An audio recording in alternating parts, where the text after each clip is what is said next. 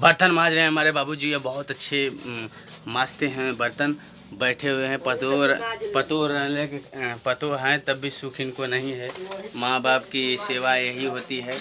और देख सकते हैं कि बर्तन लगाए हुए हैं इतना बढ़िया से।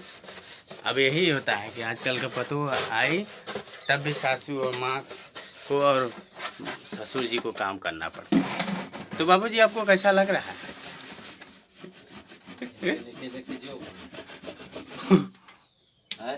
कैसा लग रहा है?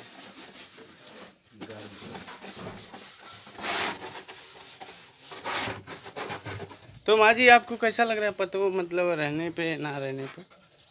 उनके कौनो सुख न है, केहू के रहले या ना रहले। मतलब आपको कोई मतलब वो नहीं है कि मतलब अच्छा है पतो चली गई या फिर है, मतलब कोई फर्क नहीं ना? उनको नहीं फर्क।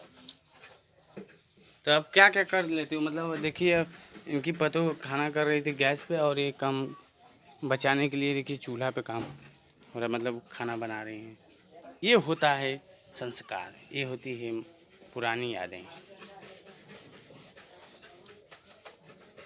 सारे चीज़ को देखते हुए भी और इन्होंने किया। और पतो होती हैं तो इस गैस पे काम करती हैं, सोचती हैं ये सब चाहिए, गैस चाहिए।